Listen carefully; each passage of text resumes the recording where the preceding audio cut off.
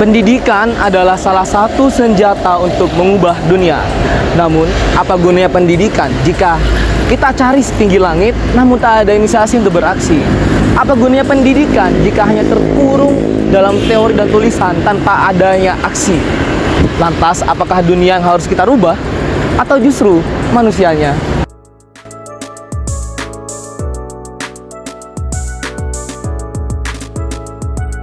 Halo semuanya, perkenalkan kami dari kelompok 7 Kimdas 11. Di sini kami akan membawa Anda ke perjalanan singkat bagaimana mahasiswa dapat memahami permasalahan lingkungan di kehidupan nyata. Di sekitar kita sebenarnya banyak terdapat permasalahan lingkungan yang dapat kita temukan. Namun, kurangnya kesadaran orang-orang untuk berinisiatif dalam melakukan langkah-langkah yang kecil yang sebenarnya dapat menyebabkan perubahan yang besar. Maka dari itu, video kali ini mengajak Anda semua untuk menganalisis permasalahan tersebut, mengidentifikasi potensi kearifan lokal, dan mencari solusi bersama. Mari kita mulai eksplorasi. Seperti yang kita tahu, permasalahan sampah yang ada di sekitar kita saat ini merupakan isu global. Seperti yang kita lihat, sampah yang tidak dikelola dengan baik dapat berdampak buruk pada lingkungan sekitar kita.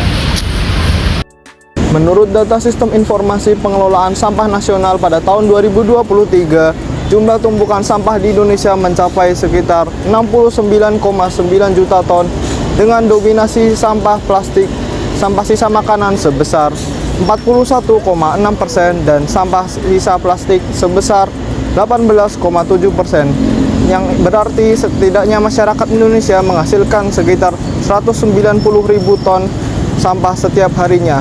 Itu pun belum sampah anorganik lainnya. Sungguh ironis, bukan? Selain sampah yang menumpuk saat malam, permasalahan lain seperti penurunan kualitas lingkungan di area hijau juga patut menjadi perhatian karena Taman Apsari sering dijadikan tempat transit dari aktivitas malam karena lokasinya yang dekat dengan tempat klub dan warung-warung. Perubahan fungsi lahan, kurangnya perawatan, dan pengabaian oleh pengunjung beresiko menyebabkan rusaknya ekosistem mikro seperti hilangnya habitat serangga dan mikroorganisme dalam jangka panjang. Semua ini menunjukkan bahwa pentingnya peran kita dalam menjaga lingkungan, baik berupa tindakan langsung maupun dengan edukasi masyarakat. Dari sudut pandang biologi, kerusakan vegetasi dan ekosistem dapat menyebabkan kekurangan biodiversitas. Misalnya, kehilangan tanaman tertentu dapat memutus rantai makanan sehingga menyebabkan berdampak besar pada ekosistem lokal.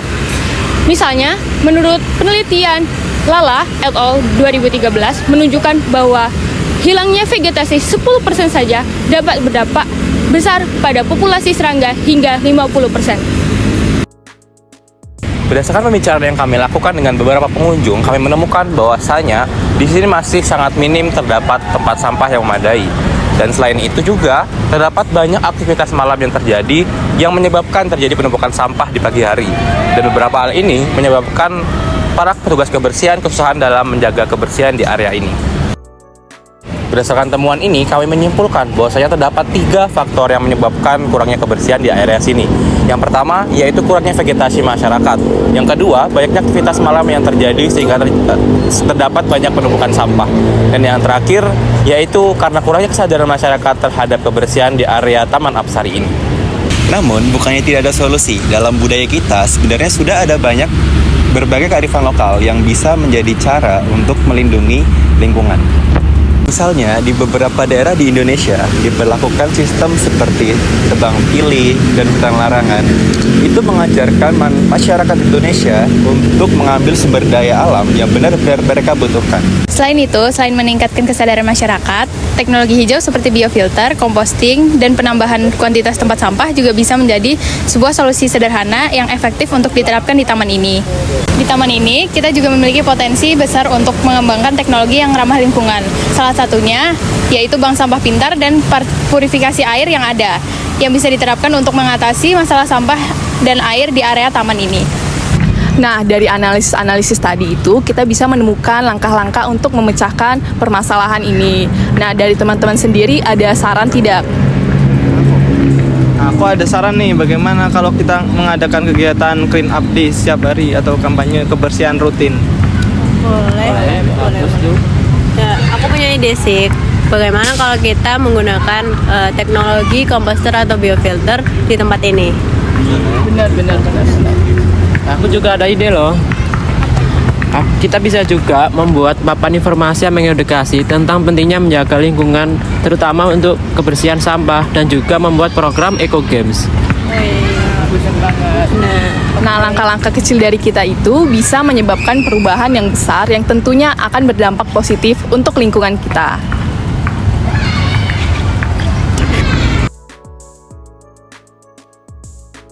Sebagai seorang mahasiswa, sudah jadi tanggung jawab besar kita untuk menjaga lingkungan di sekitar. Bisa mulai dari hal kecil seperti pada tempat tinggal kita sendiri.